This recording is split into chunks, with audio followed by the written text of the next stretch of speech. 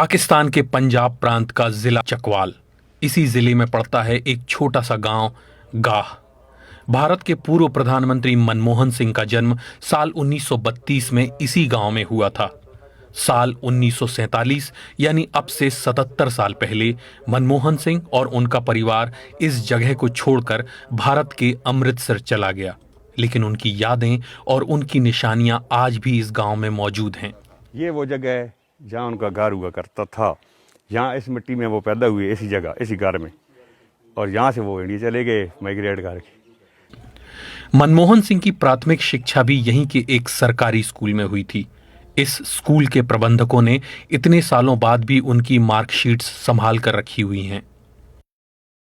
इस स्कूल में वो 4 जमात तक पढ़े हैं सिर्फ, क्योंकि उस वक्त ये स्कूल था ही 4 जमात तक, तो उन्होंने 4 क्लासेस यहाँ से पास की हैं।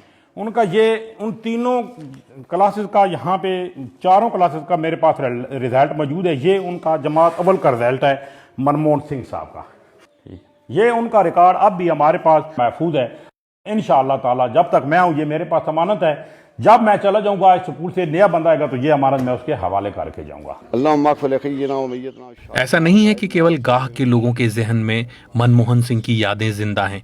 मनमोहन सिंह खुद भी अपने जन्मस्थल को नहीं भूले थे। जब तक वो रहे, गाह भी उनकी यादों में बना रहा। इंडिया के वज़ीर आज़म बन के भी हमारे गाँव को याद रखा, और ख़ासकर मस्जिद को भी।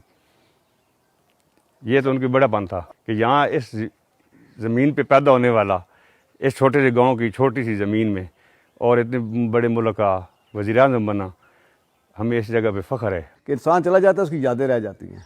हम मुसलमान हैं, वो सिख हैं।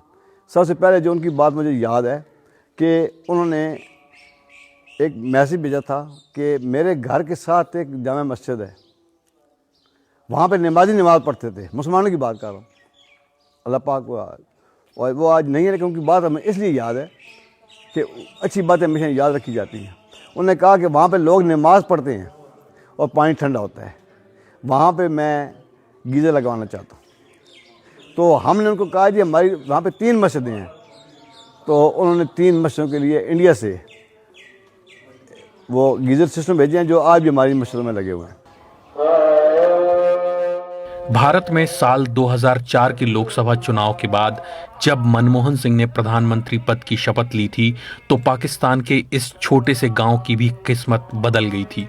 यहां विकास के कई काम हुए, जिसका श्रेय यहां के लोग मनमोहन सिंह को ही देते हैं। तो उनकी वजह से हमारे गांव में जो काम भी काफ़ी हुए हैं। बच्चियों का हाई स्कूल बना, बच्चों का हाई स्कूल बना, BHU की इमारत बनी, वेटनरी का अस्पताल बना, और तकरीबन बलकसर से लेकर गाह तक डबल रोड बनी। तो बहुत ज़्यादा काम भी हुए, लेकिन हमारी जो वो ख्वाहिश थी कि वो यहाँ आते और हम उनका इस्तकबाल करते, लेकिन वो हम बस उनके बाद आज वफा हो गया है, तो हमें अफसोस है। गाह के लोगों को जिस बात का मलाल है, उसी मलाल के साथ पूर्व प्रधानमंत्री मनमोहन सिंह ने भी इस दुनिया को अलविदा कह दिया। उनकी दिली इच्छा थी कि वो कभी अपने गांव जाएं, अपने स्कूल का दौरा करें, वहां के पेड़ दोबारा देखें, लेकिन 10 साल तक प्रधानमंत्री रहने के बावजूद वो कभी पाकिस्तान नहीं जा सके। तमाम लोगों की ख्वाहिश है कि कहते हैं कि यार हम लोग अगर आसानी हो तो वहाँ जाएं और उनकी आखिरी रसूमात में शिरकत करें, लेकिन हम लोगों ने उनको बताया कि ये पॉसिबल नहीं है, हमारे दोनों मुल्क के हालात ऐसे नहीं है, तो बस यहाँ ही बैठ के दुआ कर सकते हैं। BBC संवाददाता नैयर अब्बास की रिपोर्ट।